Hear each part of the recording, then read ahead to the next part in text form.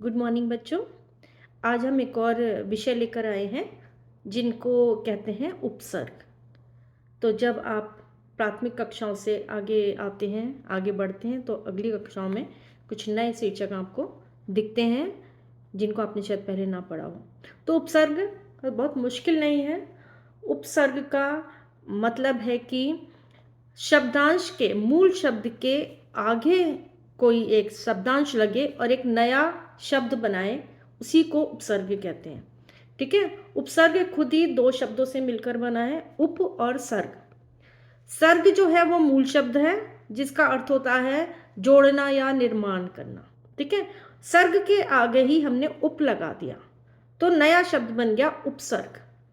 ठीक है। तो हिंदी में मूल शब्दों के आगे जो शब्दांश लगाए जाते हैं और वो शब्द का अर्थ बदल देते हैं। ठीक है।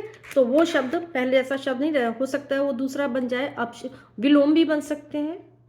ठीक है। तो नया शब्द बनता है तो वो शब्दांश कहलाते हैं, नए जो बनते हैं, नया शब्द बना देता है वो उपसर्ग कहलाते हैं। अब ये शब्दों के अर्थ को कैसे बदल देते हैं, जैसे एक शब्द मैं ले रही हूं आपको यहाँ पर, तंत्र। तंत्र यानी कि सिस्टम। तंत्र के आगे हमने स्व लगाया तो हो गया स्वतंत्र, यानी उसका अर्थ ही बदल गया। आजाद, स्वतंत्र हो गए, आजाद हो गया। ठीक है। ऐसे ही बल के आगे अगर हम नहीं लगाए तो निर्बल हो गया। पूत के आगे हम स लगा देते हैं, सपूत हो गया। ठीक है। कुमार के आगे हमने सु लगा दिया तो सुकुमार हो गया, नया शब्द। तो ऐसे बहुत सारे शब्द जो किसी मूल शब्द के आगे लगते हैं और एक नया शब्द बना देते हैं वो कहलाते हैं उपसर्ग। ठीक है। हिंदी में हिंदी भाषा में चार तरीके के उपसर्ग हम देखते हैं यहाँ पर। तो पहला मैं लेती हूँ हिंदी के उपसर्ग। ठीक है। अब उपसर्ग आपको पता है, हिंदी के उपसर्ग हैं, बहुत सारे उपसर्ग हैं जो शब्द के आगे लगते हैं, हमेशा आगे। आप ये ध्यान रखना, मूल शब्द के आगे, क्योंकि जब हम अलग करते हैं शब्द को, उपसर्ग से हटाते हैं, तो मूल शब्द होना चाहिए जिसका कोई ना कोई मतलब या अर्थ हो, सार्थक शब्द होना चाहिए जिसके आगे वो शब्दांश लगा है। तो पहला हिंदी के उपसर्ग होते हैं, संस्कृत के उपसर्ग हैं, उर्दू के उपसर्ग हैं, हमारे पास बहुत तरह के उपसर्ग हमें दिखते हैं। ठीक है। तो अब मैं पहला ले रही हूँ हिंदी के उपसर्ग। तो पहला है अन। अन का मतलब है उसके रहित या अभाव या नहीं। तो इसके बहुत सारे उदाहरण हैं। अनपढ़, यानी कि वो उसने पढ़ाई नहीं करी है, या अनजान। ठीक है। अनुपस्थित, अन के साथ में उपस्थित जोड़ा तो बना अनुपस्थित, यहाँ पर जो उपसर्ग है वो अन है। अनमोल। ठीक है। इसी तरह से अध हिंदी का उपसर्ग है। अध से आप देखते हैं नए नए शब्द बनते हैं, अधपका, अधमरा, अधखिला। ठीक है। अध का मतलब होता है आधा। ऐसे कु, जैसे मैंने आपको कहा, कु का मतलब है बुरा। जैसे इसके हम शब्द लगाएं तो देखेंगे कुसंगति, संगति के आगे कु शब्द लगा दिया तो उसका अर्थ बदल गया। कुसंगति, कुपथ, कुकर्म, कुचक्र, कुमति, कुरूप, है ना, रूप के आगे कु लगा दिया, कुरु। ऐसे ही सु भी उपसर्ग है हिंदी का। सु का मतलब होता है अच्छा या सुंदर। तो जैसे सुगंध, गंध के आगे सु लगाया तो नया शब्द बना सुगंध हो गया। अब वो गंध आ रही है हम कहते हैं, उसके आगे सु लगा दे सुगंध, दुर लगाया तो दुर्गंध। ठीक है। सुगढ़, सुजान, सुबास। तो हिंदी के बहुत सारे उपसर्ग आप देखेंगे, आपकी बुक में भी होंगे। दूसरा मैं ले रही हूं संस्कृत के उपसर्ग। संस्कृत भाषा के भी उपसर्ग हैं जिसको हिंदी में हम एज इट इज ही प्रयोग में लाते हैं। तो बहुत सारे शब्द हैं ऐसे, जैसे अभी। अभी का मतलब होता है पास या और, या हम सामने भी कह सकते हैं। ठीक है। अभिमान, मान के आगे हमने अभी जोड़ दिया शब्दांश तो अभिमान। अभिलाषा, अभिनेता, अभिनय, अभिव्यक्त, अभिशाप, बहुत सारे शब्द हैं। ऐसे अव, अव का मतलब होता है बुरा या हीन। अवगुण, अवनति, अवशेष, ये संस्कृत के हैं। अति, अति शब्द भी लिया है मैंने। अति का मतलब होता है बहुत ज्यादा, अधिक। तो अत्यधिक, अत्युत्तम, अत्यंत, अति प्लस अंत होता है अत्यंत। ठीक है। तो आप जब उपसर्ग हटाएंगे तो अंत शब्द है पीछे। ऐसी अनु, अनु का मतलब होता है समान या फिर पीछे।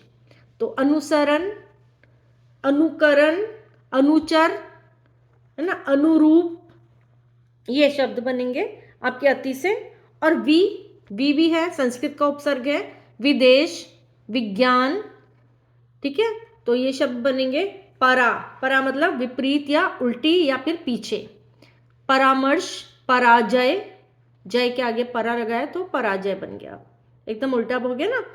जय शब्द का मतलब जीतना होता है, पराजय मतलब हार। पराधीन, परस्थ, परामर्श। ऐसी वी जो मैंने कहा था आपको, विशेष या कोई अलग होता है वी का मतलब। तो विहीन यानी कि अलग, विहीन मतलब उसके बिना। विज्ञान, विमाता, विनय, विभाग, बहुत सारे शब्द हैं। तो ये संस्कृत के मैंने उपसर्ग लिए। अब है उर्दू के उपसर्ग। उर्दू भाषा से भी हमने उपसर्ग लिए हैं, बहुत सारे उपसर्ग हैं। जैसे पहला हम लेंगे बे मतलब बुरा या अभाव। जैसे बेसमझ, बेईमान।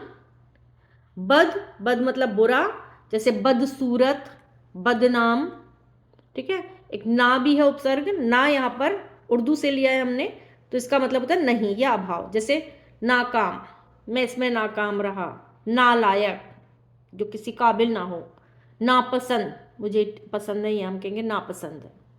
ऐसी कम यानी कि थोड़ा। कमजोर, कमअक्ल, कमबख्त, ठीक है। कमअक्ल जो बताया हमने। खुश का मतलब होता है अच्छा। बहुत सारे शब्द होते हैं खुश से। खुश मिजाज, खुशकिस्मत, खुशहाल, खुशखबरी, खुशबू, बू के आगे खुश लगाया, बद लगाया तो बदबू, और खुश लगाया तो खुशबू। तो ये उपसर्ग है। हर मतलब सभी या प्रत्येक। जैसे हर तरफ, हर रोज, हर साल, हर पल, हर दिन, हर एक, ठीक है। तो हम इस तरह से उर्दू के उपसर्ग हैं ये। गैर, देखना ना, गैर कानूनी, है ना, गैर जिम्मेदार, गैर मर्द, गैर जरूरी। तो जो गैर शब्द है ये उर्दू शब्द का उपसर्ग है।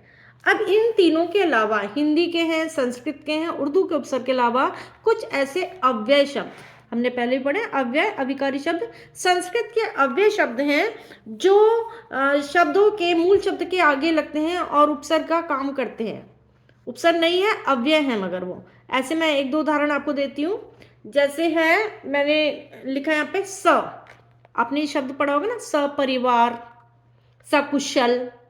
तो जो स है वो उपसर्ग तो नहीं है, लेकिन वो अव्यय है। ये ध्यान रखिए आप, उपसर्ग और अव्यय में फर्क है, ठीक है। सकुशल हो गया, स का मतलब सहित होता है। सपरिवार हम कहते हैं ना, सप्रसंग व्याख्या करिए या सचित्र वर्णन कीजिए चित्र के साथ। स मतलब साथ में। इसके अलावा है अध।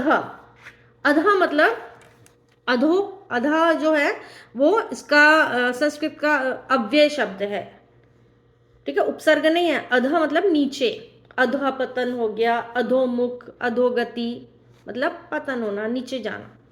तो ये अव्यय शब्द है, ठीक है। तो आज हमने सीखे उपसर्ग शब्द जो मूल शब्द के आगे लेकर नया शब्द बनाते हैं और उसका अर्थ भी अलग हो सकता है। होप कि आपको पसंद आया होगा। कमेंट करिए प्लीज़, ज़रूर बताइए, लाइक करिए। Thank you.